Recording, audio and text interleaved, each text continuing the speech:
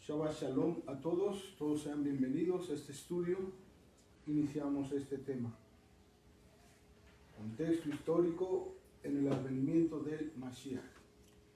Entonces, para ello nos vamos a basar ahí en el libro de Gálatas, capítulo 4, verso 1 al 7. Gálatas, capítulo 4, verso 1 al 7. Digo pues, mientras el heredero es menor de la edad, aunque es dueño potencial de todo, en nada difiere de un esclavo de la casa, sino que está bajo tutores y administradores hasta el tiempo señalado por el Padre.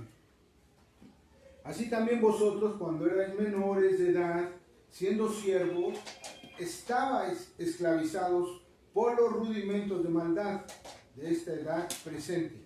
Mas cuando vino el cumplimiento del tiempo de Yud-Hei Vav-Hei, dice la Escritura que nos envió a su Hijo, al Mashiach, nacido de mujer y nacido en un momento en que se había torcido la ley divina y transformada en legalismo. Esto fue así para poder redimir a los que estaban bajo la ley convertida en legalismo y eliminar la enemistad que fue creada para que pudiéramos recibir la adopción de hijos. Y por cuanto ahora sois hijos del Elohim, envió el Espíritu de su Mashiach a nuestros corazones, el cual clama Abba. Así que ya no eres siervo sino hijo, y si hijo también heredero por intervención de Elohim. Sin embargo, otro tiempo, no teniendo una relación íntima con Yud-Hei Vav-Hei, servíais como esclavos a los ídolos, que en verdad por su propia naturaleza no son dioses. No son dioses. Abba, bueno, estamos aquí, Padre, para que tú nos ayudes y sea momento de ministrar tu Sagrada Escritura. Y sea, Padre, con la bendición y la dirección poderosa de tu Ruach HaKodesh. Y es por eso, Padre, que estamos atentos a tu presencia y pedimos, Padre, que te muestres grandemente en este estudio, en la vida de nuestros compañeros, en la vida de nuestros hermanos, de todas las personas que nos están mirando a través de este medio. Tu manifestación gloriosa sea grande. Lo pedimos en el nombre de Yeshua HaMashiach. Amén. Amén. Muy bien. Tomen asiento, mis hermanos.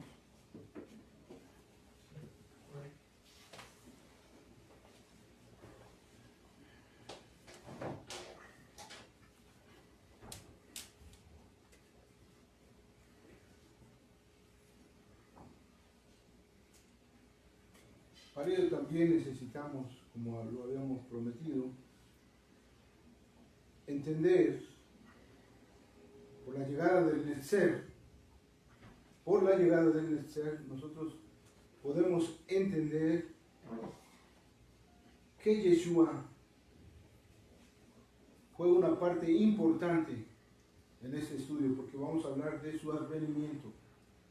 Entonces, queremos que todos estén atentos, no haya distracciones y tengamos la seguridad en la palabra del Eterno. Entonces vemos que da un ejemplo aquí la Escritura en donde dice, digo pues, mientras el heredero es menor de edad, aunque es dueño potencial de todo, en nada difiere de un esclavo de la casa. En nada difiere. Aunque sea menor de edad, pero potencialmente es el heredero. ¿Sí estamos de acuerdo? Es el heredero. Y como es menor de edad, ¿qué dice la Escritura en el verso 12? Sino que está bajo tutores. ¿Por qué? Porque es menor de edad. Y administradores hasta el tiempo señalado por el Padre. Hasta el tiempo señalado por el Padre.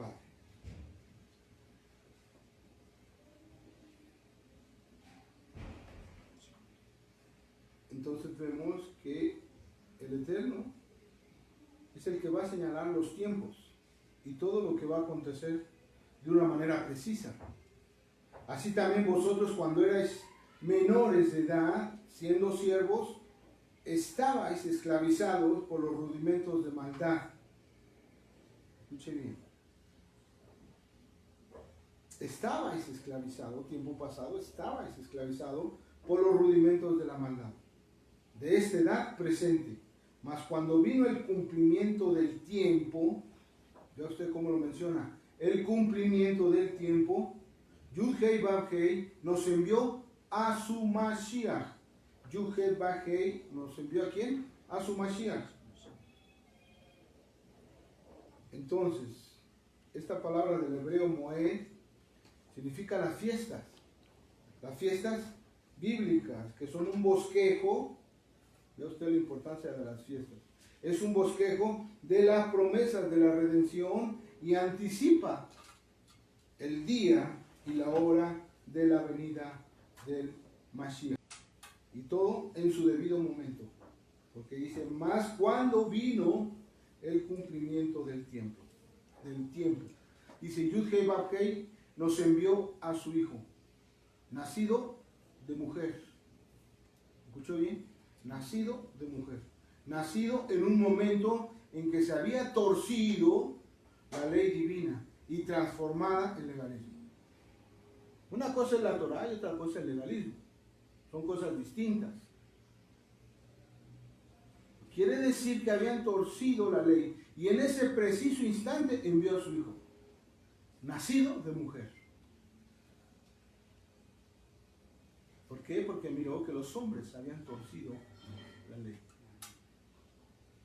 ¿Era necesaria la venida del Mashiach? Sí. Amén. Para hacer cumplir la ley, la Torah, los profetas. Entonces, vea usted qué importante es eso. En el momento exacto, el Eterno manda a su Hijo. En el momento en que se había torcido la ley divina y la habían transformado, esa ley divina la habían transformado en legalismo, en ese preciso momento el Eterno mandó a su Mashiach. Dígame si el Eterno no es perfecto. Esto fue así para poder redimir a los que estaban bajo la ley convertida en legalismo. Por eso cuando muchos hablan de legalismo piensan que se están refiriendo a la Torah y no es así, sino que la Torah fue convertida ¿en qué? En legalismo. Y ahí es cuando vienen los problemas, cuando es convertida al legalismo. Y eliminar la enemistad que fue creada para que pudiésemos recibir la adopción de hijos. La adopción de hijos. Este término ya habíamos visto que es usado también para Israel y otros. Y aquí trata de decir que hay una relación de afecto e intimidad especial con el Padre. Por eso se llaman hijos. Hijos. Ahora en el verso 7 dice, así que ya no eres siervo, sino hijo. Y si hijo también, heredero por intervención de Elohim. Heredero por intervención de Elohim. Que fue la gracia del Eterno. La gracia del Eterno que nos hizo hijos. Porque nosotros no hicimos ningún mérito para llegar a ser hijos.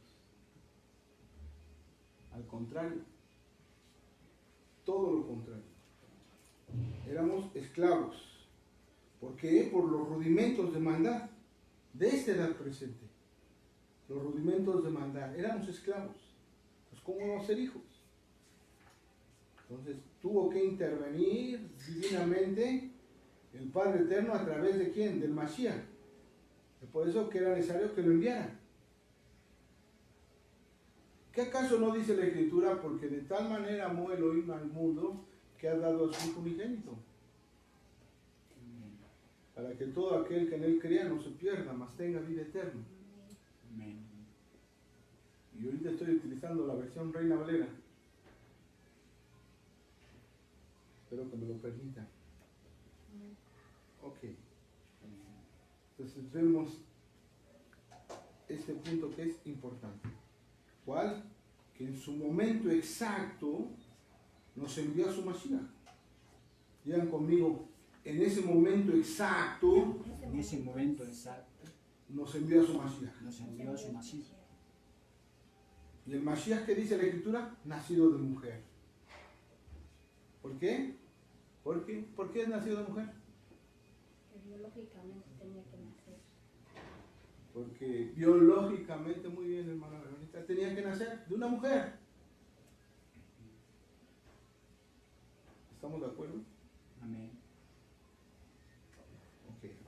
Y recordemos, a ver, vamos una vez más a Romanos 9, verso 5. Recordemos eso, Romanos 9, 5. Dice, de quienes son los patriarcas, de los cuales biológicamente vino el Mashiach.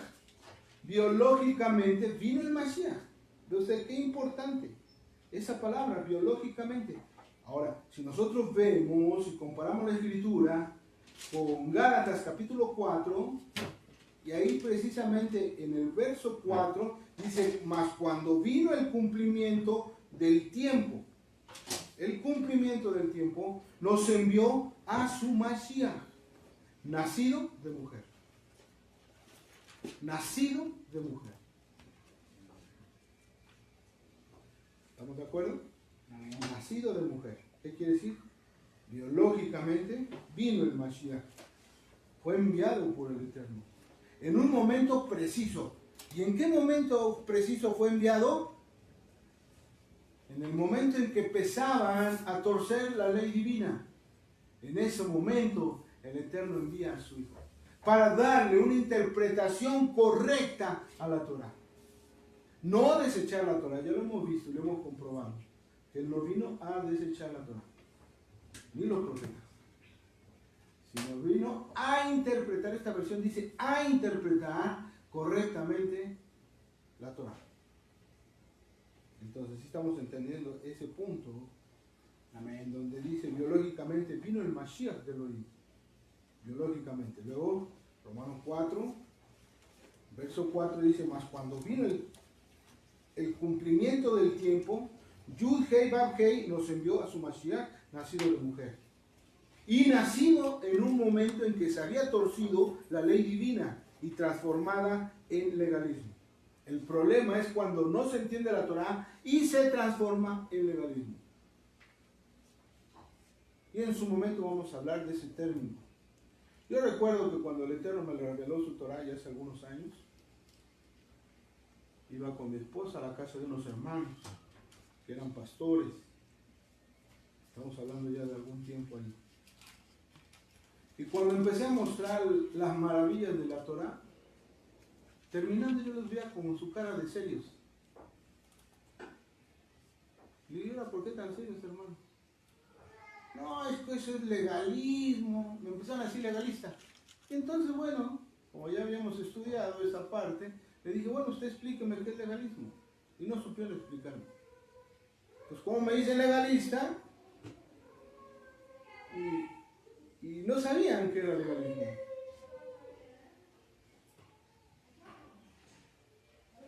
Entonces, entendamos eso. La Torah fue torcida y fue transformada al legalismo. Y ese es el problema. Y es por eso que muchos no quieren la Torah. Porque la han entendido de una forma transformada al legalismo. ¿Decimos amén? Amén. Pero el Eterno es preciso, ya lo estamos viendo, porque envió a su Mashiach, nacido de mujer. En un momento también específico. ¿Y cuál fue ese momento específico? En el momento en que torcían la ley divina y transformaban esa ley divina en legalismo. Es por eso que muchos hermanos no la quieren, porque dicen que es legalismo, cuando no entienden ni siquiera el término legalismo. ¿Estamos aquí? Amén. Entonces, qué importante es eso, importantísimo. Entonces, dimos arranque a un contexto que yo considero importante, que es el advenimiento del Mashiach. Ok. Vamos una vez más a Romanos Romanos, pero ahora 9, verso 4. Romanos 9, verso 4.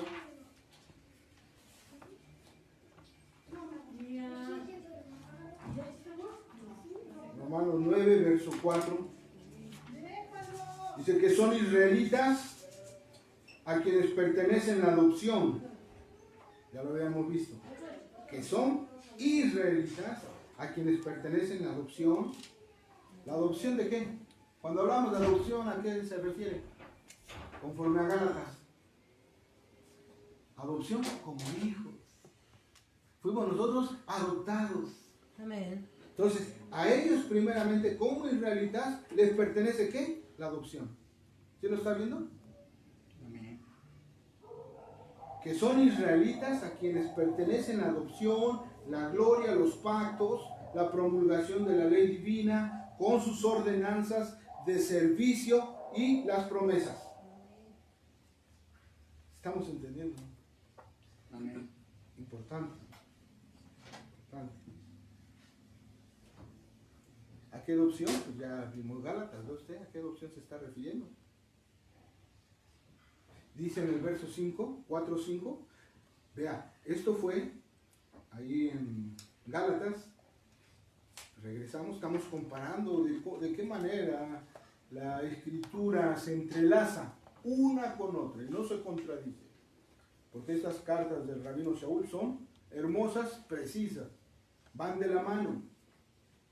Mire, vea usted, esto fue así para poder redimir a los que estaban bajo la ley convertida en legalismo.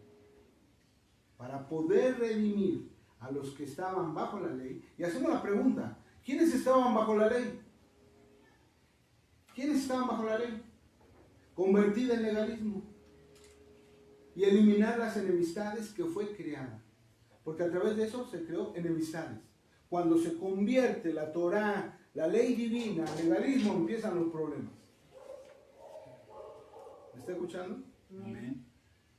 Luego dice, para que pudiéramos recibir la adopción de hijos. Por supuesto que era necesario enviar al Mashiach, para que le diese una interpretación adecuada a la Torá. Si nosotros escudriñamos la Torá, vamos a ver que el Mashiach enseñaba Torá. Si vemos el Brit Hadashah, también vemos que el Mashiach enseñaba Torá. Y los profetas también lo manifiestan. O sea que hay una seguridad 100% de lo que estamos hablando.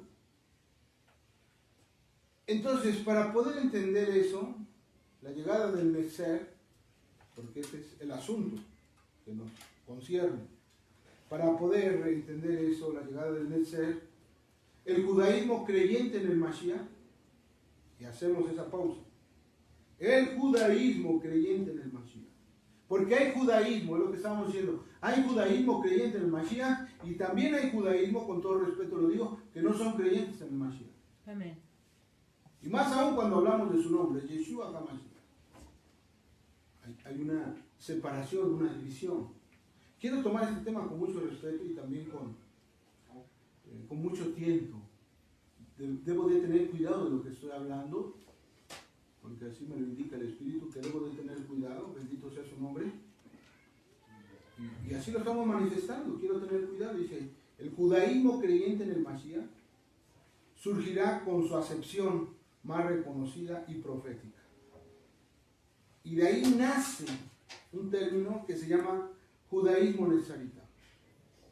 Judaísmo netzarita.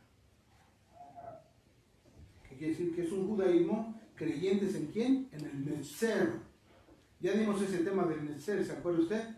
¿Quién es el Netzer? La importancia del Netzer, sus raíces profundas para referirnos al Netzer. Eso ya también lo estudiamos.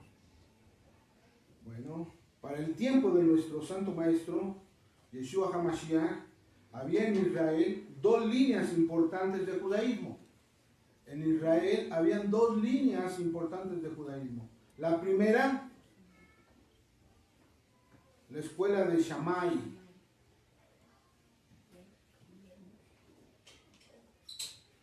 Y está muy interesante este tema. La primera, la escuela de Shammai. Y la segunda, la escuela de Hillel. La escuela de Hillel. Shammai, Hillel.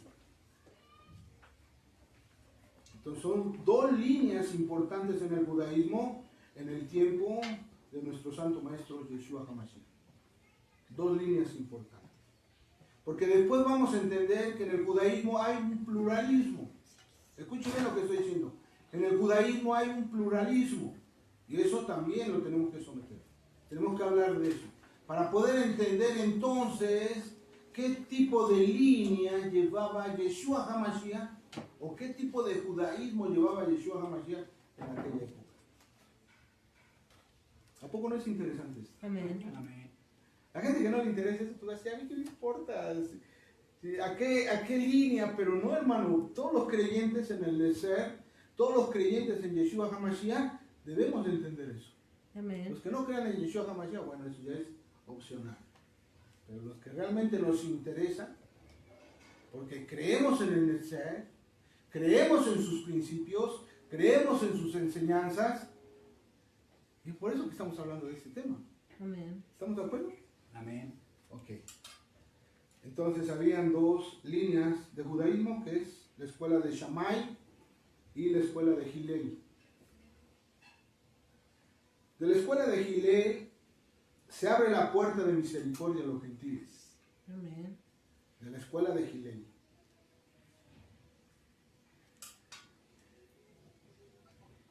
De donde la predicación primeramente lo vemos ahí en Pedro, cuando interviene Kefa, en Hechos capítulo 10. Vamos a dejar pendiente esa escritura, Hechos capítulo 10. Más tarde por el llamado y enviado a los gentiles, Rab Shaul, primero por Kefa, luego por Rab Shaul, que todos lo conocen como Pablo. Había de no solo llevar la predicación de la redención en Yeshua HaMashiach, sino que sería, podemos llamarlo así, que sería el encargado de suministrar el soporte dentro del judaísmo nezarita. Rab Shaul, hermano, llevaba un soporte tremendo del judaísmo nezarita. ¿Para quiénes? Para los mismos gentiles. Un judaísmo nezarita, ¿para quiénes? Para los mismos gentiles. Amén. Tal vez por ahí me van a decir, oye, ¿y este de qué está hablando? ¿Cómo que un judaísmo para los gentiles? Pues efectivamente. Hemos comprobado aquí que todo es judío. Baruch Hashem. Entonces, obviamente que de esas dos líneas específicas, de esas dos líneas de Shammai y Hillel, se iban a apoyar en una. Y Rab Shaul, a través de su judaísmo, podemos llamarle así, nezarita, iba a ser ¿para quién? Para los mismos gentiles. Y de ahí se desprenden, escúchenme bien, los 7 principios, llamémosle así, universales. 7 principios universales. Amén. Que por cierto es un tema que, si nos permite, también lo vamos a hablar. ¿Qué son los 7 principios universales? Los 7 mandamientos noágicos. Los 7 mandamientos noágicos. Muy bien. Qué bueno que estamos atentos, mis hermanos.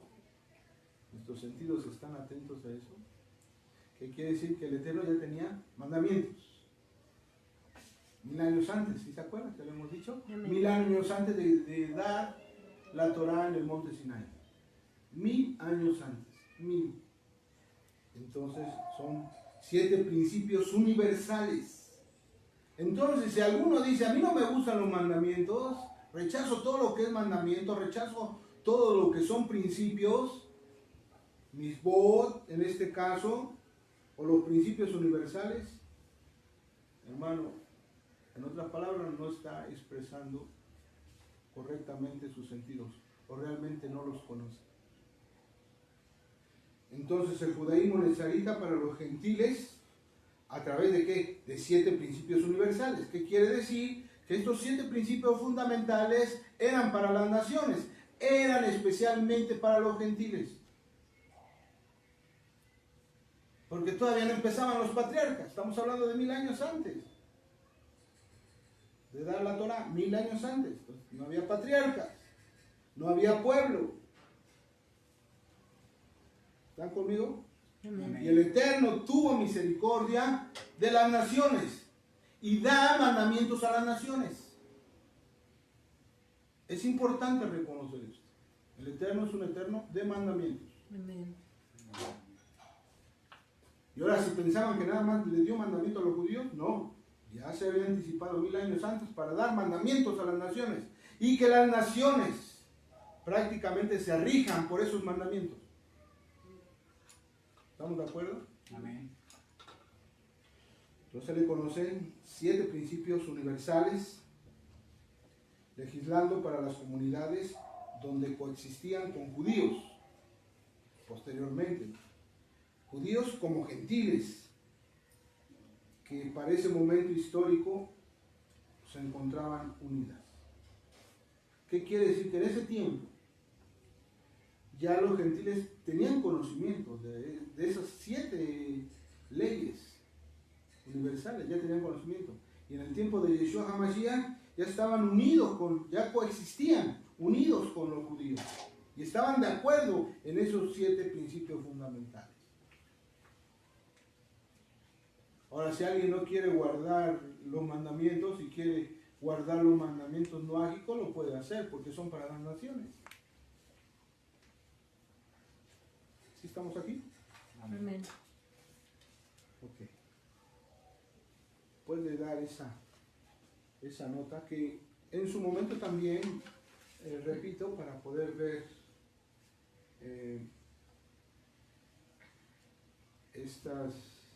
este capítulo 10 de Hechos, en donde también se hablan de esos 7 principios noágicos. Porque imagínense, qué problema. Decían, ¿qué vamos a hacer con estos gentiles? Decían los judíos. Tenían sus juntas personales, sus concilios personales. Y se hacían la pregunta, ¿qué vamos a hacer con estos gentiles que se han convertido al Elohim Hayim, al Elohim vivo? ¿Qué haremos? Y se recuerda ahí precisamente los mandamientos noágicos. Los mandamientos que sí pueden llevar los gentiles, si es que se consideran gentiles. Y además, esos mandamientos son hermosos. ¿Me está escuchando? Amén. Y va a estar bueno cuando lo leamos, pero bueno, eso lo vamos a dejar. Lo vamos a dejar un poquito más adelante. Entonces vamos a ver que también hay un judaísmo pluralista, esa es la palabra correcta. Aunque habían 2 líneas nada más importantes, pero de ahí se desprenden otro tipo de judaísmos. Entonces, bueno, repito, hablar del judaísmo pluralista es un tema larguísimo. Larguísimo.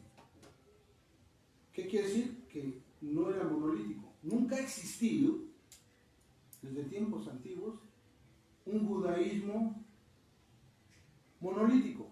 Siempre el judaísmo ha sido plural, con muchas vertientes, con muchas ideologías, distintas unas de otras. Pero todo judaísmo sí coincide en 2 partes. ¿Cuál es la primera? En que estudian Torah.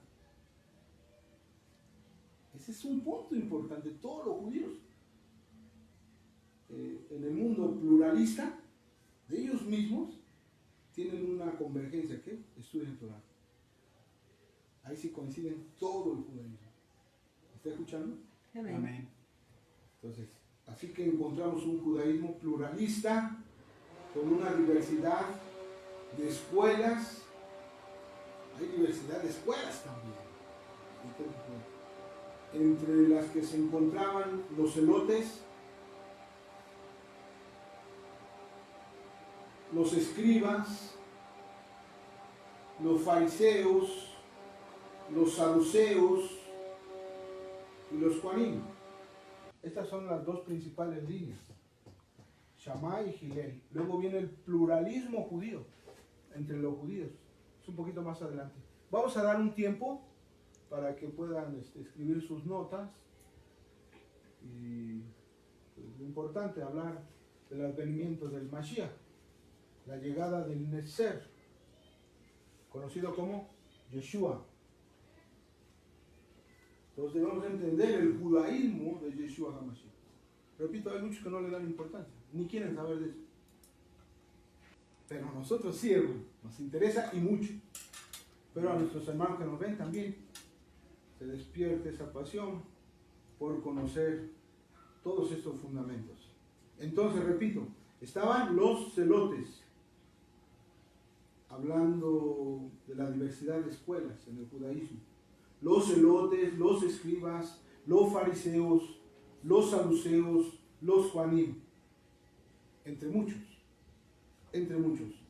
Dentro de cada uno de los ya citados, como lo podemos ver, habían también sus partidos. Habría una gran diversidad, imagínense de lo que estamos hablando, hermano. Y por otro lado, es necesario entender que Israel había sufrido anteriormente, ya para ese tiempo, 2 cautiverios. Hay que recordar eso. Imagínense qué pluralismo.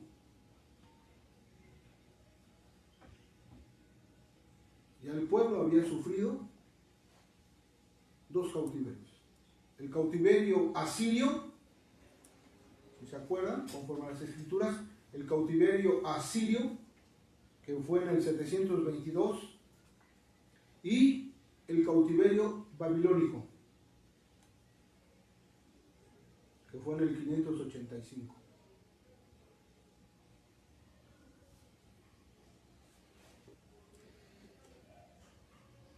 Cuando hablamos del 722 es antes de la existencia del Mashiach.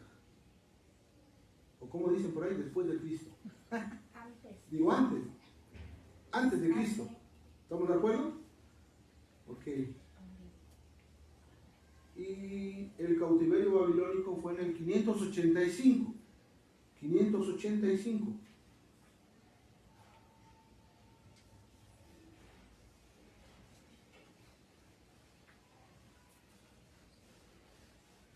Entonces el cautiverio asirio y el cautiverio babilónico. Cuando hablamos del cautiverio, ¿a qué nos estamos refiriendo? A opresión. Entonces el pueblo de Israel sufría opresión. ¿Qué tipo de opresión? Helenista y griega. Y hasta hoy sigue lo mismo. Amén. Claro, de diferente forma.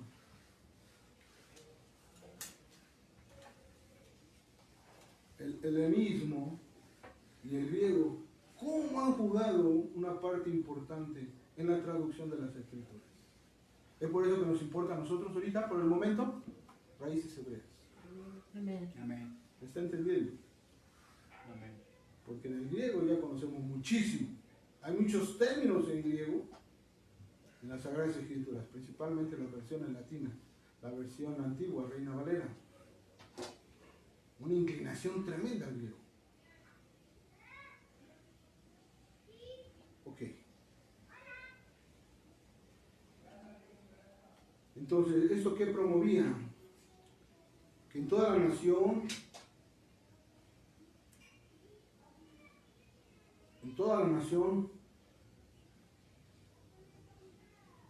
estaba dirigida cada cual a su cultura y consecuentemente a la oposición esforzada de los macabeos y sus guerras para liberar a Israel de los griegos. Y ahora, ya para el tiempo en que Yeshua pertenece al escenario histórico, o sea, cuando decimos escenario histórico nos estamos refiriendo a Roma. Era cuando ya estaba Yeshua aquí, un escenario histórico romano, completamente.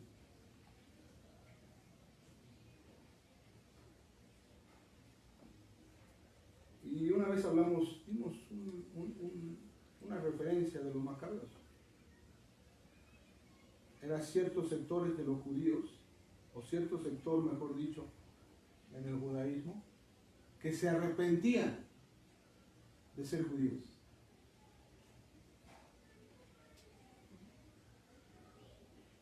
Y ya judíos de tiempo, ¿sabe qué hacían en ese tiempo? Bueno, para los que han leído el libro de Macabeos, ya no querían la circuncisión, el pacto que el Eterno había hecho con ellos. Es más, se querían hacer cirugía para una vez más colocarse el prepucio. Imagínense nada más de qué estamos hablando. Pero bueno, esas historias las dejamos después. Pero entonces ya en el advenimiento del Mashiach, ya él estaba en un escenario histórico romano. ¿Estamos de acuerdo? Nos tenemos que trasladar a ese tiempo para saber qué era lo que acontecía en esa sociedad, en esa polis, como le llaman. Es necesario saber qué es lo que le rodeaba al maestro, principalmente los factores de su judaísmo. ¿Ok? Entonces, debemos de trasladarnos y tratar de entender todo lo que rodeaba a Yeshua HaMashiach en cuanto a esas dos líneas de judaísmo importantes, Shammai, Hillel, y además las escuelas también que habían en aquella época, los celotes, por ejemplo. Bueno, pues eran los celotes, los escribas, los fariseos, los saduceos y los juanitas. Eran prácticamente 1, 2, 3, 4, 5. 5 tipos de escuelas. Con dos líneas diferentes. ¿Sí estamos de acuerdo?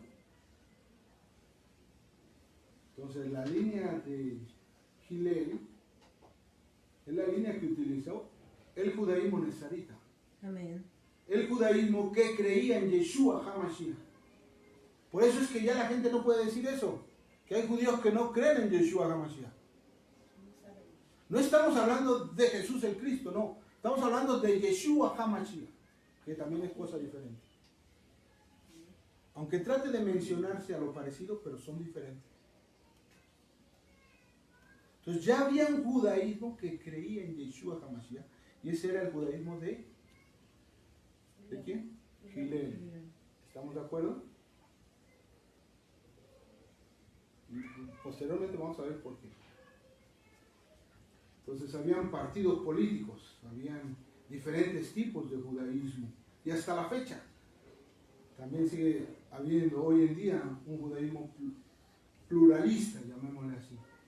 Entonces, por otro lado, es necesario entender que Israel había sufrido anteriormente, para aquel tiempo, 2 cautiverios: el cautiverio asirio en el 722 y el cautiverio babilónico en el 585. Y también había otro cautiverio, que era la opresión helenista griega. ¿Ve usted cuántos cautiverios son?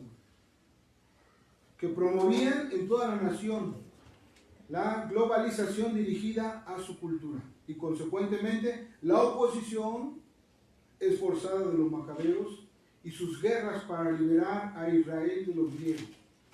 Y ahora ya para el tiempo en que Yeshua aparece en ese escenario, como lo hemos dicho, histórico romano. Vea cuántos factores rodeaban a nuestro maestro. ¿Es necesario saber esto? Por supuesto. Amén. Si las condiciones políticas con un gobernador romano, imagínense usted, y un rey impuesto por la misma.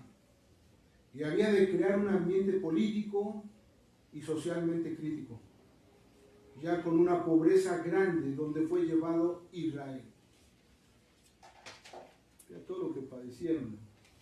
Daría el escenario para que se diera la destrucción del segundo templo. ¿Y cuándo fue la destrucción del segundo templo? En el año 70, ya después del Mashiach, por supuesto. Entonces, en el año 70 vino la destrucción del segundo templo. ¿Sí están tomando nota de las fechas? Amén. Estamos viendo todo lo que acontece en el tiempo de su advenimiento, cuando estuvo aquí entre los hombres. Dice: Roma, después de la derrota que causará a los judíos por un levantamiento que llevaría al exilio a los judíos, y prohíbe que ni un solo judío pudiera poner un pie en Jerusalén. ¿Ve usted qué tremendo era esto?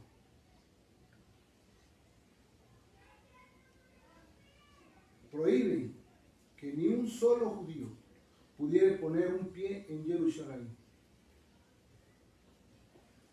Y agregando también la persecución que ya había sido declarada, iniciando una cacería de brujas por todo el mundo, conocido especialmente en Eretz Israel, en la tierra de Israel.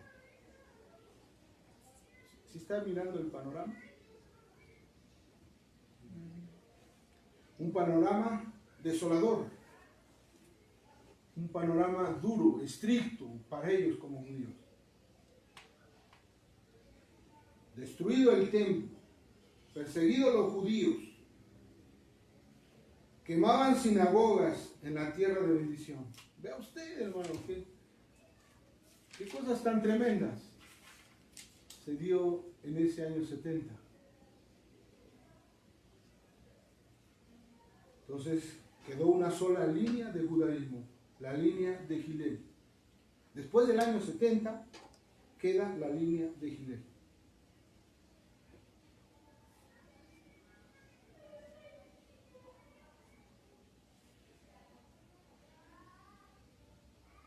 Y obviamente queda una fracción de fariseísmo también.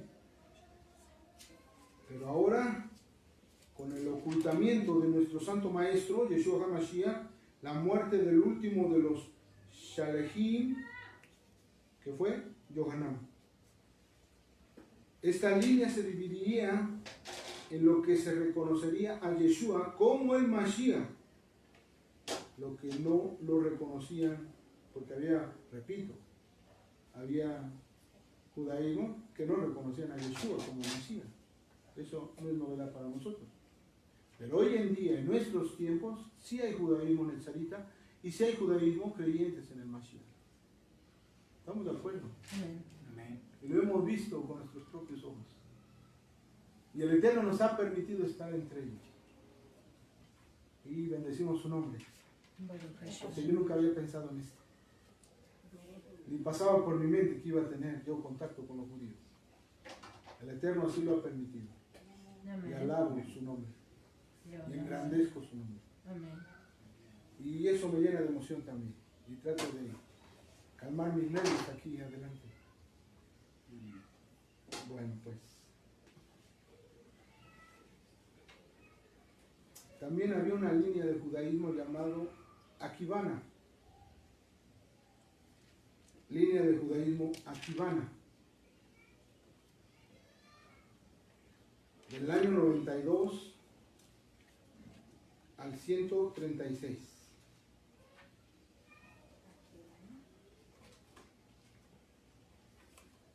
Viene del término Akiba, Akibana. ¿Así como suena? Akibana. Por ahí lo va a notar nuestro hermano Narri. Akibana. Akiba del año 92 al 136. Y más o menos sería por esos años, en el 136, que un rabino llamado Akiba se proclama.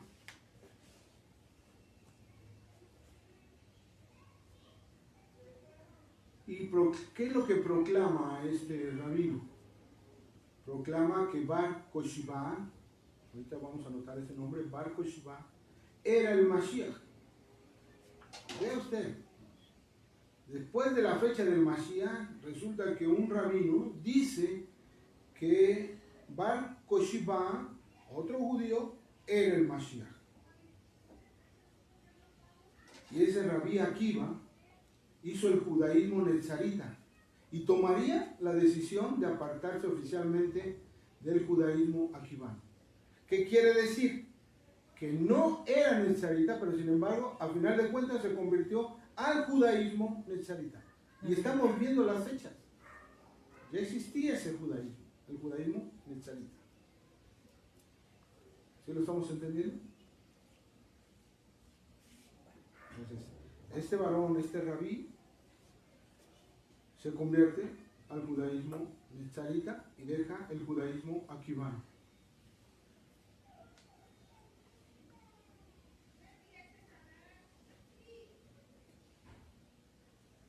Entonces, el judaísmo nezarita tiene puntos de coincidencia con otro tipo de judaísmo. aquivano. Y con otros judaísmos también, el judaísmo nezarita tiene puntos de referencia. Y estos puntos quiero que usted los entienda. Punto número 1, la creencia en Él. Y cuando hablamos en Él, hablamos del eterno Creador, del poderoso, del Altísimo, del Elión. De Él estamos hablando. La creencia en Él. Un uno y único Eloha. Un uno y único Eloha. ¿Está conmigo? Amén. Todo el judaísmo converge ahí. Aunque hay diferencias, pero estamos viendo ahorita lo que converge. En qué están de acuerdo los diferentes tipos de judaísmo en el tiempo de Yeshua HaMashiach y también en estos tiempos. La creencia en Él, el uno y único Eloha. 2. Una y única Torah. Una y única Torah. O sea que no hay ni 2, ni 3, ni 4 Torah. Es una, así como Él es uno. Una y única Torah. 3. Todos convergen en eso. Un único pueblo escogido, Israel. Todos convergen en eso. ¿Estamos de acuerdo? Un único pueblo y escogido, Israel. Así no hay divisiones ni diferencias de expresiones. 4. Una esperanza segura con la aparición del Mashiach, que nos introduzca a la inmortalidad y por ende al mundo por venir. Lo que se conoce como el Olam Abba. El mundo por venir. El Olam Abba. Ahorita lo van a escribir, mi hermano, va a hacer favor. ¿Quiere que lo repita para mis hermanos que están tomando nota? 12 quedaron, mis hermanos preciosos. En el 4. Espero que también allá del otro lado de donde nos ven también estén tomando sus notas.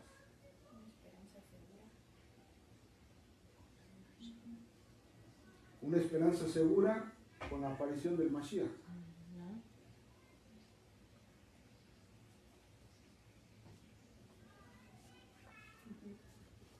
¿Estamos de acuerdo? Que los introduzca a la inmortalidad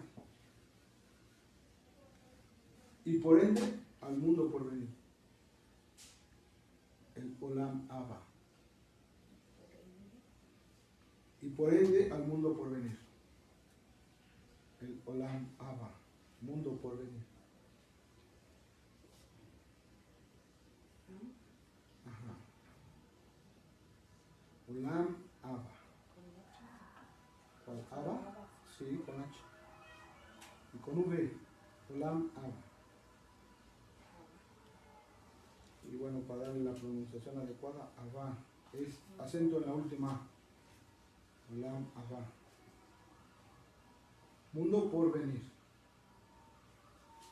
Entonces en eso sí convergen. ¿Estamos de acuerdo? Los diferentes tipos de judaísmo en eso sí convergen. En la creencia del único y único Eloha. Una y única Torah. Un y único pueblo escogido Israel. En eso están de acuerdo. Una esperanza segura con la aparición del Mashiach que nos introduzca ¿a dónde? A la inmortalidad y por ende al mundo por venir. Amén. El Olam Abba. ¿Hay diferencias? Básicamente podemos decir que sí. ¿Cuáles son esas diferencias? Vamos a verlo. 1. Yeshua HaMashiach. Porque sí creen en el Mashiach, pero no todos en Yeshua como Mesías. Amén. ¿Me está escuchando? Amén. Nosotros sí creemos eso. Amén. Que Yeshua es nuestro Mesías y es el Mesías prometido por los profetas y por la misma Torah, anunciado en la Torah. ¿Estamos de acuerdo? Amén. Entonces, ¿cuál es la diferencia básicamente? Punto número 1, Yeshua HaMashiach. Punto número 2, el judaísmo aquivano ha nombrado a otros como Mashiach. Pero han fallado, porque llegó el momento en que morían. Y es por eso que cuando muere Yeshua HaMashiach también está igual que todos. Vea usted, ¿por qué no creen en el Mashiach? Porque dicen, murió. Igual que los rabinos de aquella época, los hombres elegidos de aquella época por Aquivano, el rabí Aquivano, que también morían. ¿Sí están conmigo? Amén. Amén. Pero ya el Eterno tenía planes hermosos, maravillosos, que iba a resucitar a su Hijo unigénito de entre los muertos. Y hasta ahorita nadie más ha resucitado. Amén. Y esa es la gran diferencia entre otros personajes judíos. ¿Estamos aquí? Amén. Entonces el judaísmo aquivano ha nombrado a otros como Mashiach, a otros hombres a través del tiempo. También otra diferencia que hay entre el judaísmo es la misma de amar al prójimo. Hay diferencias entre el judaísmo en cuanto a eso. La misma de amar al prójimo, el mandamiento de amar al prójimo. Muchos dicen que solo se aplica a los judíos y no a los gentiles. ¿Usted qué opina? Amén. El amar al prójimo, ¿qué implica? Yeshua HaMashiach dio un ejemplo maravilloso de cómo amar al prójimo. Y señala específicamente quién es el prójimo ahí en el Brit Hadashah. Acuérdense muy bien. Pero repito, la misma de amar al prójimo solo se aplica a los judíos y no a los gentiles. Esas son las diferencias. Y otra cosa también, que dentro del judaísmo, la reencarnación. Esas son las diferencias entre el judaísmo nezarita y los demás judaísmos. ¿Me escucha, hermana? ¿Preguntó algo?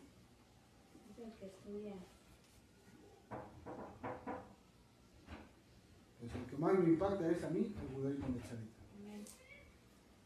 Los seguidores a Netzer, los seguidores a Yeshua HaMashiach, de la escuela de Hillel.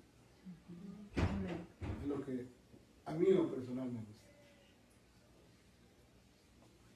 Y lo digo con todo respeto a los diferentes tipos de judaísmo, porque vemos que entre ellos hay diferencias.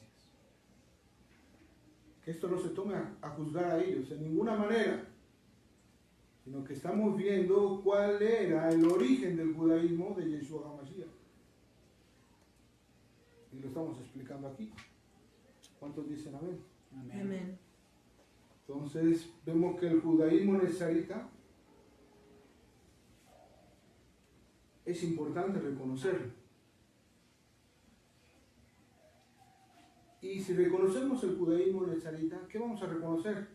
A Israel, el único pueblo del pacto.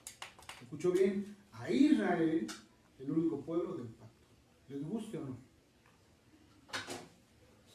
Y ya lo hemos estado hablando constantemente, el pueblo de Israel. La autoridad que tienen para las escrituras y para enseñar las escrituras. Fue dado del Eterno a su pueblo. Bueno, eso ya también lo explicamos. Y vemos que ahí Adonai, el Elohim de Abraham, de Isaac, de Jacob, de Israel, prácticamente a nosotros nos enseña que Él actúa por medio de pactos. ¿Escuchó bien? El Eterno actúa por medio de pactos. Siempre, acuérdese de eso. Porque Él guarda sus promesas. Guarda sus pactos. Y es celoso en ese punto. Amén. Entonces, si nosotros vamos a hablar de pactos, ¿a qué nos vamos a referir? Al pacto primeramente con Noah. La ley que el Eterno da a las naciones. ¿Está escuchando? Amén. Y si nosotros analizamos Bereshit, ahí vamos a encontrar en Bereshit las 70 naciones desde el principio. 70 naciones. Porque hay que recordar que cuando se ofrecían, se daban ofrendas al Eterno, mandaban en un día especial, en una fiesta especial, en un día especial, a matar 70 animales con ciertas características específicas. Y era un animal por cada nación. ¿Me está escuchando? ¿Qué quiere decir? Que en aquella época el pueblo ya intercedía por las naciones y nosotros ni enterados. ¿Me está escuchando? Amén. Amén. Porque daban por sacrificio un animal con ciertas características. ¿Me está escuchando? Amén. Amén. Bendecimos su nombre. Amén. Amén. Entonces el primer pacto es el pacto con Noah. Ese es el primer pacto. ¿Cuál sería el segundo pacto? ¿Quién da más? La hermana dice abrámico, o el pacto con Abraham. Pacto con Abraham. Primero lo hace con Noah, luego lo hace con Abraham. Luego el pacto, ¿cuál es el siguiente? No, con Yitzhak. Se debe aprender estos pactos, con Yitzhak. ¿Y cuál sería el siguiente pacto? Con Jacob.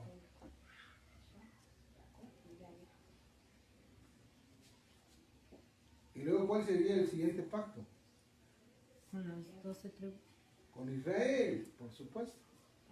Abraham, Isaac, Jacob, ahí están los patriarcas, y luego con Israel. ¿En dónde?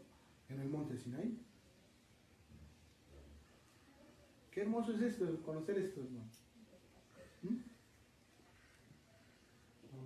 Hay un gozo en mi corazón cuando el Eterno pone estas palabras y estos estudios para que los expresemos de una forma correcta Amén.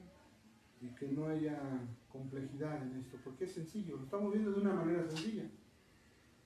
O dígame si lo estamos viendo de una manera difícil. Amén. ¿Verdad que no? Bueno, entonces viene el pacto con Israel, ¿en dónde? En el monte Sinaí, hay que especificar. Luego entonces sí viene, hermana Verónica, el pacto con David Melech. Amén. El pacto davídico, como también se le conoce. No los he contado, pero vamos a ver.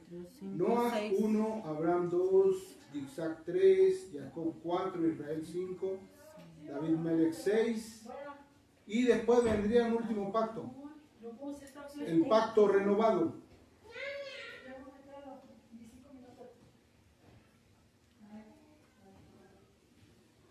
Ahora, si el pacto, vamos a hacer la pregunta, si el pacto se dio con Noah, si el pacto se dio con Abraham, con Isaac, con Jacob, si se dio ese pacto con Israel también, con David, Melech, y ahora se da el pacto renovado, ahora ese pacto renovado, ¿a través de quién se da?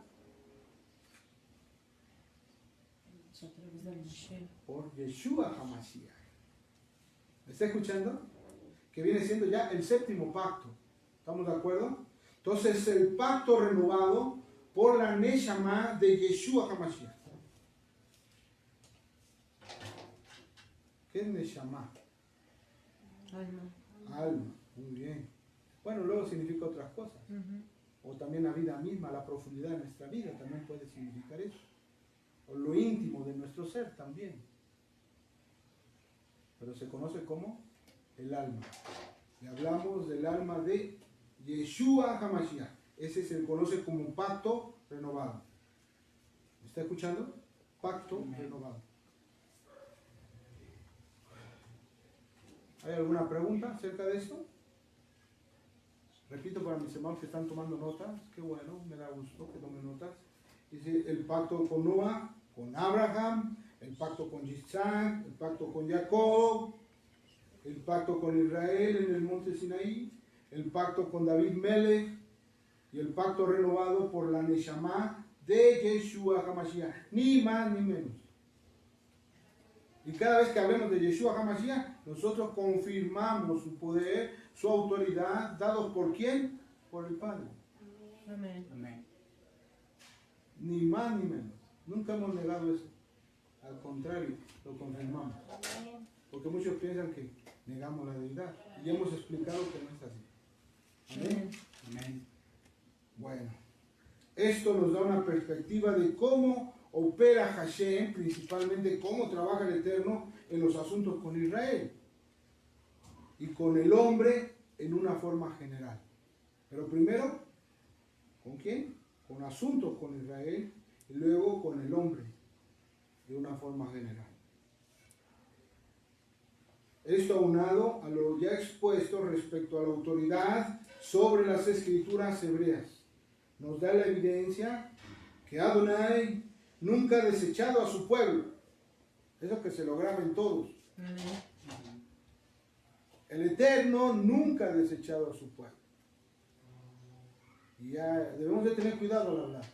Y exhorto a todos los hermanos que nos ven, que nos escuchan a través de este medio, que dejen de decir palabras tontas, de que son pueblo y ellos no. Una tontería grande. ¿Por qué? Porque el Eterno nunca, nunca, nunca ha desechado a su pueblo. En ninguna manera, dice Rab Shaul, en ninguna manera. Ni siquiera lo pienses, dice esta versión. Ni lo pienses y en ninguna manera. El Eterno ha desechado a su pueblo. Este tema ya también lo hemos dado, ¿verdad, hermano? La antaña. No lo ha hecho, ni lo hará. ¿Me está escuchando? Amén. Amén. ¿Sí estamos entendiendo los tiempos? No lo ha hecho, ni lo hará. ¿Qué tiempos son, hermana Verónica? Presente y futuro, y pasado, nunca lo hizo. Nunca lo hará. No, aquí no estamos ahorita hablando de eso. Aunque Sí, sabemos sí, que en el pasado. tampoco en el pasado lo desechó, pero nomás de estos dos verbos, nunca ha desechado, es que, ¿eh? Presente y futuro. Presente y futuro nada más. Nunca ha desechado a su pueblo, ni lo hará. Entonces, ¿a qué llegamos? ¿A qué punto de convergencia o de entendimiento llegamos? ¿Cuál sería el resumen de estas palabras que acabamos de dar? Que nosotros debemos de aprender a escuchar, por ejemplo, al rabino Shaul, a los judíos de renombre, del pacto, del Brit Hadashah. A esos hay que escuchar. Y vamos a dar un ejemplo nada más, por ejemplo, de Rab Shaul. Cuántas verdades y cuántas cosas elocuentes y de una manera sabia confirmó el pacto también para los gentiles, por medio del Mashiach. Eso también hay que entenderlo. Vamos a Romanos 11:1. Ya todos conocemos esto, porque prácticamente ha sido estudios que hemos dado desde el principio. ¿Se acuerdan ustedes de Romanos 11:1? ¿Cuántos se acuerdan de Romanos 11:1? En donde dice la Escritura, Elohim ha desechado a su pueblo. La versión que yo tengo dice, ni se les ocurra tal idea. Otra versión dice, ni lo piensen, ni se les ocurra tal idea. ¿Por qué? Porque Rab Shaul en primera persona dice, porque también yo soy israelita de la descendencia de Abraham, de la tribu de Benjamín. Amén. Yo soy israelita. Entonces, ¿qué quiere decir? Si desecha a su pueblo, también me desecha a mí, que soy de la tribu de Benjamín. ¿Sí me están entendiendo? Amén. Por eso es que no se puede desechar el pueblo. Y ahí está el ejemplo. ¿Por quién? Por Rab Shaul. Entonces, que se dejen de decir esas tonterías. Y lo digo con todo respeto, nadie se ofenda. Porque está escrito además. En Romanos 11:2, ¿qué dice? No ha desechado Elohim a su pueblo, al que conoció desde antes de la fundación del mundo. Conoció desde antes de la fundación del mundo. ¿Qué les parece, hermano?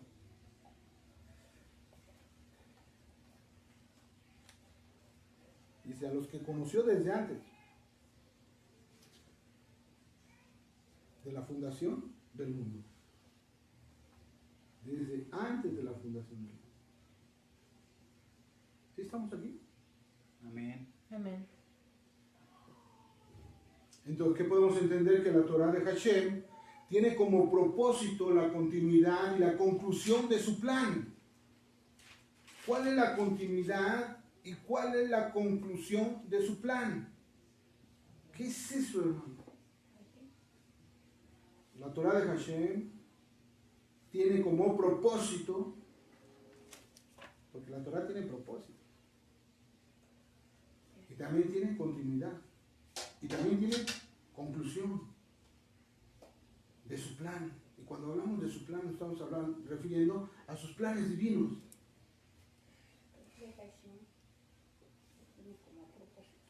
La continuidad y la conclusión de su plan. Y vamos a verlo en Bereshit, capítulo 2, verso 16 al 17. Ve usted la importancia de estudiar Torah, de estudiar este libro, el principio. Una vez vimos la diferencia entre Bereshit y Génesis. ¿Qué significa Génesis y qué significa Bereshit? Que me escucho y me veo para ver mis errores y bueno, voy corrigiendo. A ver, Bereshit, capítulo 2, 16 al 17. Vamos a ver ahí, vamos a ver un ejemplo. Bereshit 2, 16 al 17. Podemos ver Torah M, que dice: Hashem, Elohim, le ordenó al hombre diciendo: de todo árbol del jardín podrás comer libremente, pero el árbol del conocimiento del bien y del mal no podrás comer, porque el día que de él comas, morirás.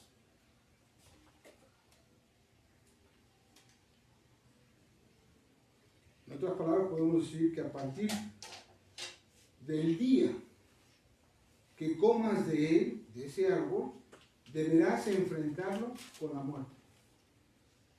¿Me está escuchando? Amén. Lo que implica ese texto.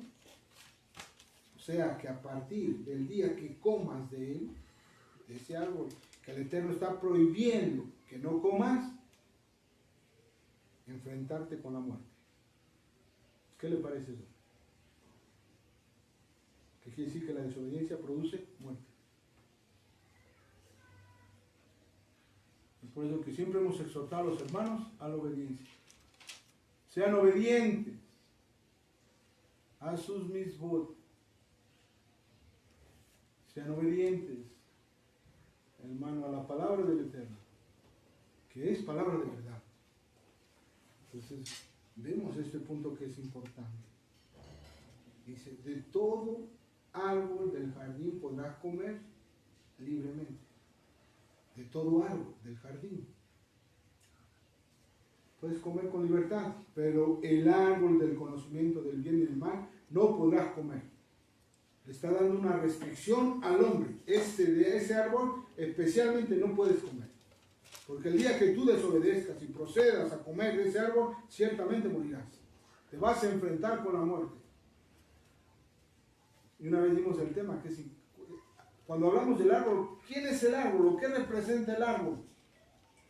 Es un tema precioso de hace tiempo de eso. Ahora, el 3, 1 al 6. Nosotros conocemos 3, 1 al 6. ¿Qué quiere decir? Que hubo un propósito, una exhortación, una restricción, pero también va a haber una continuidad. Vamos a 3, 1 al 6. La serpiente era la más astuta de todos los animales silvestres que Hashem Elohim hizo, y le dijo a la mujer: así que Elohim dijo que no coman de ninguno de los árboles del jardín, que no coman. ¿Ve usted? Luego dice: del fruto de los árboles del jardín podemos comer, respondió la mujer. ¿Qué quiere decir? Que la mujer, ya lo hemos explicado, ¿se acuerdan? Que la mujer conocía el mandamiento y la restricción, ahí en Bereshit capítulo 2. Y le está refutando, en otras palabras, la verdad. En otras palabras, la mujer le está diciendo: así no lo dijo el Eterno. Lo dijo de esta manera. Una mujer inteligente. Una mujer que escuchó la voz del Eterno, la instrucción del Eterno. Y le está diciendo a la serpiente: no lo dijo de esa manera, en otras palabras. Lo dijo así. Y respondió la mujer.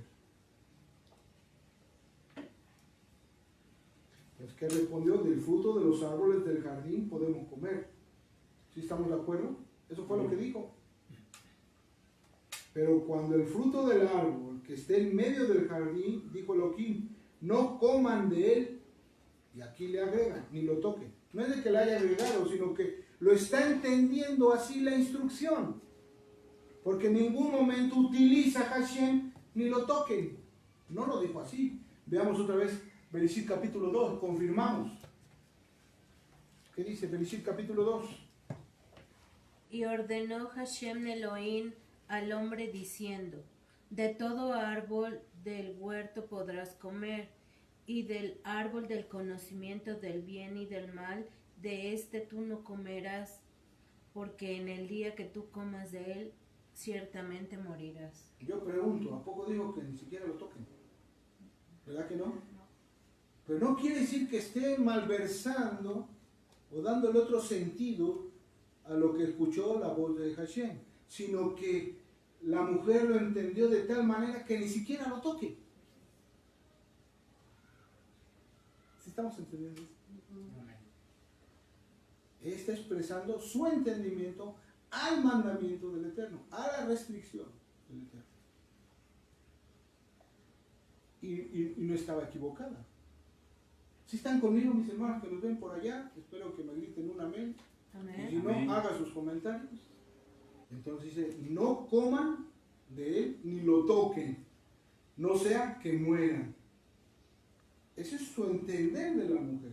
Pero las palabras específicas no fueron así. Pero el sentido es correcto. ¿Cuántos estamos entendiendo esto? Amén. Amén. Es el rigor de la verdad. No tenían prohibido tocar el árbol. ¿Qué quiere decir eso? Que lo podían tocar. Porque en ningún momento dijo al Eterno, te prohíbo que toques el árbol. No dijo así, sino que dijo, te prohíbo que comas de ese árbol, que es diferente. No tenían prohibido tocar el árbol, sino tan solo comer de él. Nada más. Ese es el sentido. Esa es la expresión de ese versículo en especial.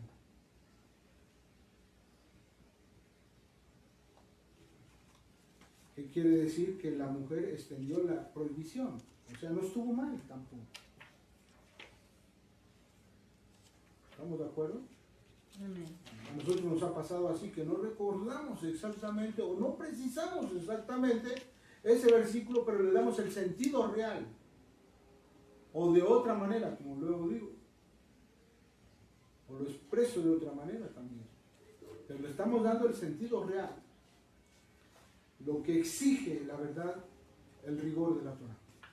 ¿Sí estamos de acuerdo? Amén. Amén. ¿Sí? ¿Hasta qué versículo habíamos dicho? Hasta el 6, ¿verdad? Hasta el 6. Y dijo la serpiente a la mujer, no morirán. ¿Qué dijo la serpiente? No morirán. ¿Y qué dijo el Eterno? Ciertamente morirás. ¿Y qué dijo Eva? Ni siquiera lo toquen.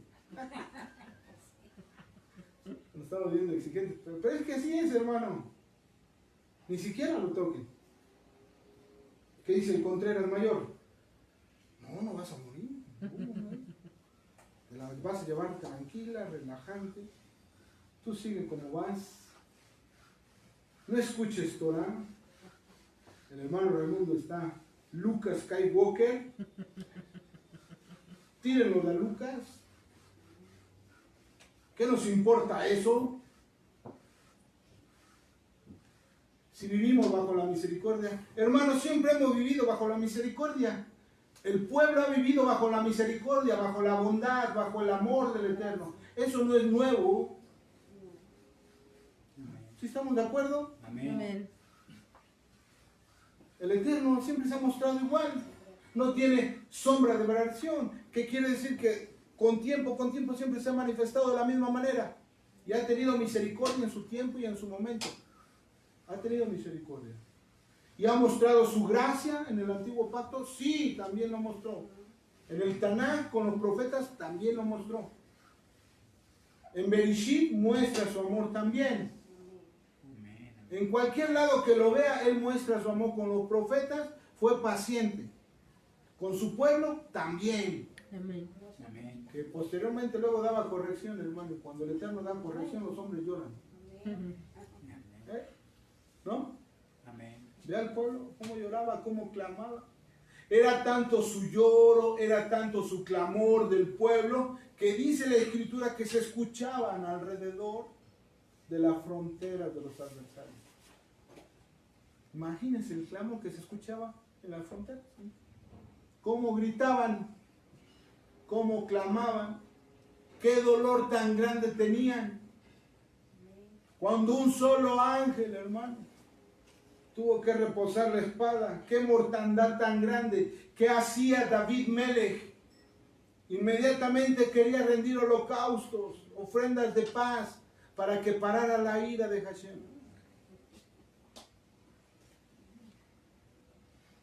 Yo sé que a muchos no les gusta ese aspecto, pero el Eterno es así.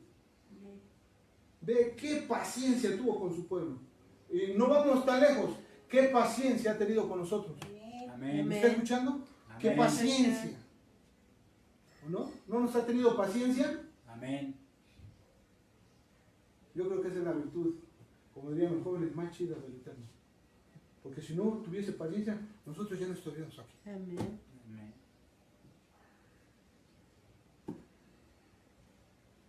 Grande en misericordia, más alta que los cielos, nos dice la Escritura, más alta que los cielos. Ha sido el mismo, ¿cuántos dicen amén? Amén.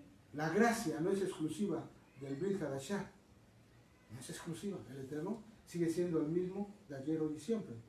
Y va a seguir siendo el mismo de ayer, hoy y siempre por todos los siglos. Amén. Siempre, Amén. siempre, siempre.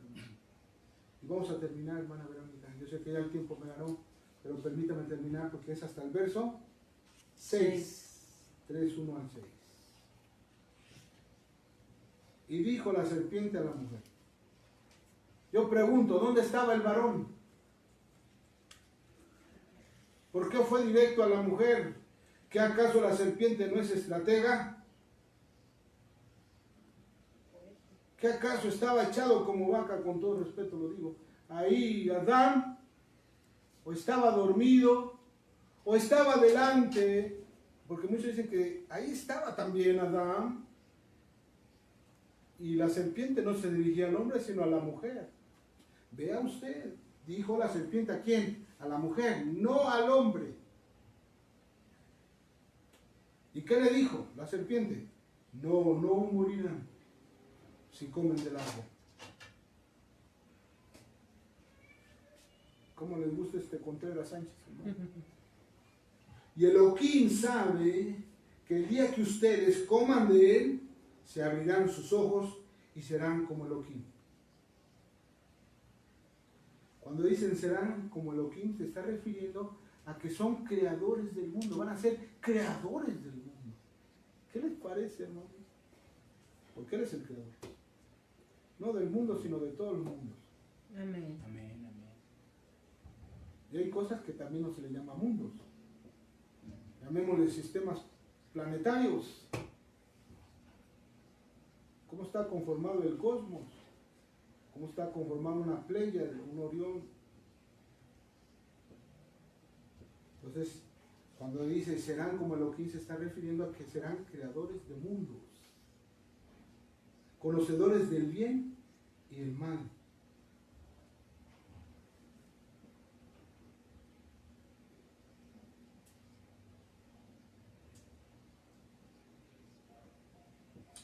Entonces, ¿por qué el Eterno? Hágase la pregunta, ¿por qué el Eterno prohíbe que coman de ese árbol? Porque debe de haber algo, ¿no? Que nos indique por qué el Eterno le da ese mandamiento de no comer de ese árbol. Y se pone estricto. Porque el día que comieres de él, ciertamente morirás. ¿Es estricto o no? Amén.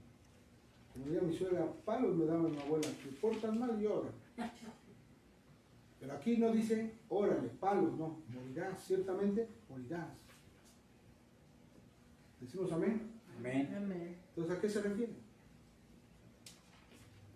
El Eterno, en otras palabras, así lo entiendo, quiere la exclusividad. Quiere que dependamos de Él, de su sabiduría, de su fuerza, de su poder.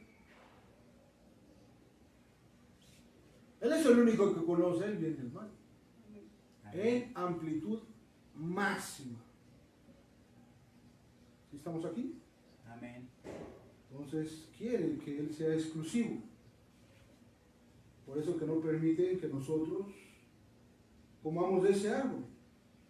Y dice árbol del conocimiento, del bien y del mal. Y terminamos ahí en el verso 6, porque ya nos ganó el tiempo. Y cuando la mujer vio ciertas las palabras de la serpiente, ¿en qué sentido? ¿En qué sentido? Que el árbol era bueno para comer.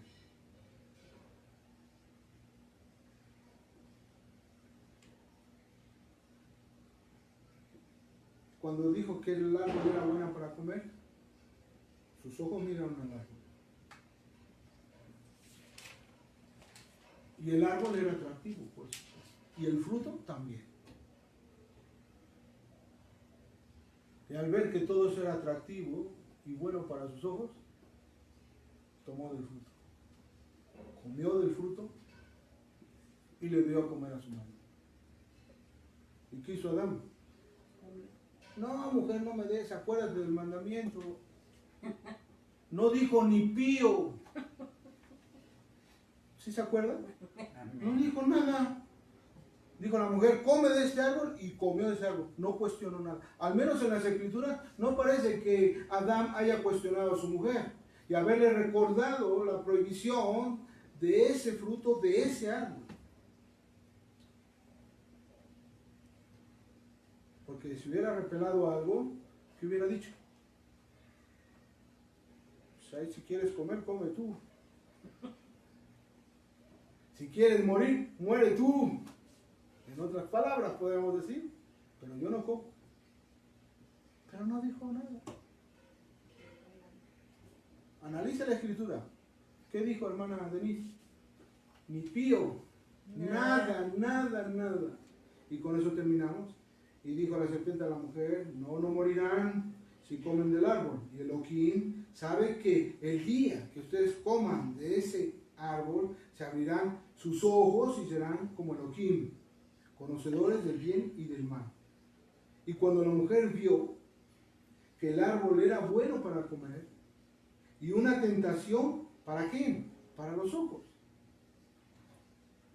¿Por dónde vienen las tentaciones? Por los ojos. Principalmente por los ojos. Aunque el pecado luego utiliza otros sentidos, el tacto también.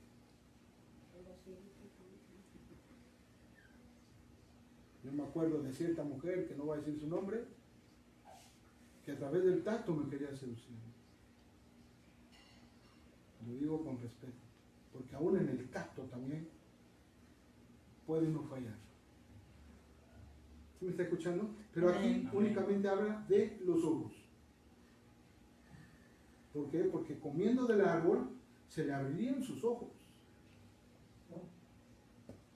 Y que el árbol era propicio para lograr conciencia acerca del bien y del mal.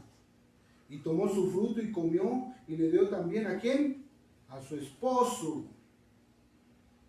¿Escuchó bien? A su esposo, que estaba con ella. Entonces ya aquí la escritura está puntualizando. Le dio a su esposo que estaba con ella. ¿Qué quiere decir? Que Adán estaba con ella. Vino la serpiente, le empieza a tentar, pero a ella. Y cuando habla la serpiente no se refiere al varón, sino a ella.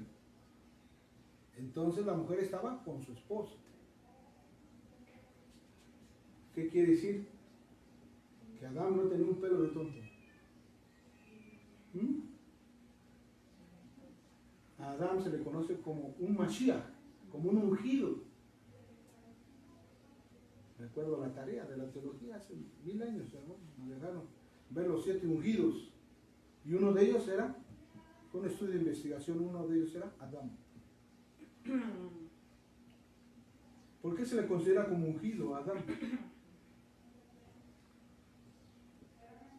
¿Cuál fue la chamba que le dio el Eterno? Ponerle nombre A todos los animales. a todos los animales. ¿Una tarea fácil? En ninguna manera, en ninguna manera. Entonces vemos que también él comió. ¿Y por qué le dio a él? ¿Por qué le dio a su esposo? A ver, ¿por qué le dio a su esposo? Porque ella sabía que estaba mal y no quería pecar sola. Ah, a ver, hermanos, hermanas que nos están mirando allá en el Facebook, ¿por qué la mujer le dio a su esposo?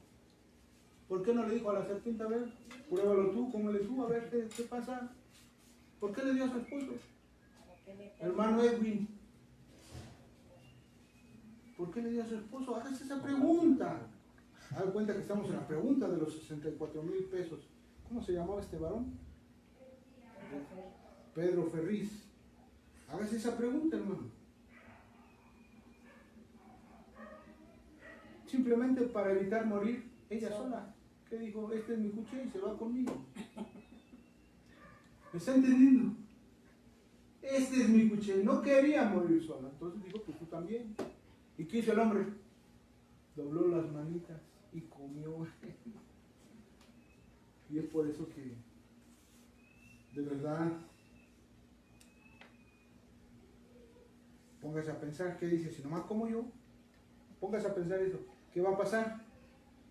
Me voy a morir y él se puede volver a casar. Encontrarse con otra mujer. ¿Y qué dijo? Pues tú mueres conmigo. La mujer es inteligente, ¿no? Que no. Bueno, pues ahí lo dejamos. Nos quedamos cortos en el estudio. Nos faltó tiempo, pero damos gracias al Eterno que nos permite estos temas y sobre todo, hermano, entender el propósito de la Torah, la continuidad y la conclusión de su plan. Si había muchos árboles, ¿cuántos diferentes tipos de árboles habían? ¿Cuántos diferentes tipos, en este caso, de árboles frutales habían? ¿Por qué escoger aquel el cual el Eterno les prohibió, habiendo tanto? Hágase esa pregunta porque yo me la hice hace algunos años. Todo lo que es de Hashem es bueno. Todas las frutas son preciosas, hermosas y ricas, ¿no? Más el kiwi. No sé por qué me gusta mucho el kiwi. Todas esas cosas que él hizo, tantos árboles, ¿por qué escoger el cual nos prohibió? Hágase esa pregunta. ¿Por qué escoger el árbol que nos prohibió? Habiendo tantos. ¿También será que le gusta lo prohibido? No me contesten, hermanas. Quédense en puntos suspensivos. Y también los hombres, ¿por qué les gusta lo prohibido? Teniendo a la mujer en casa. Ya si la mujer en el matrimonio no entiende esto, hermano, y no ama a su marido, pues así mismo también el varón, si no ama a la mujer y anda pensando y mirando otras cosas. Yo pregunto, ¿todo está en la mujer? Y hablando del casamiento, por supuesto. En su hombre está todo, en su varón está todo, lo tiene todo. Asimismo, el hombre para la mujer lo tiene todo. Y en abundancia. Me da mucho gusto estar con ustedes y todos los hermanos que nos ven. Damos gracias, mandamos saludos a todos. No podemos siempre enseñar lo mismo. El Eterno tiene que dar cosas nuevas, tiene que renovar nuestro pensamiento, tiene que renovar nuestra mente. Y todo sea por el Ruach, dirigido por el Ruach HaKodesh, por su espíritu de pureza. Mandamos bendiciones a todos. En el nombre de la majestad, Yeshua HaMashiach. Y damos gracias. Amén. Nos despedimos exaltando al Altísimo. Y el pueblo del Rey dice: Gloria a Hashem. Con más fuerza. Y el pueblo del Rey dice: Gloria a Hashem. Nos despedimos. Shabbat Shalom.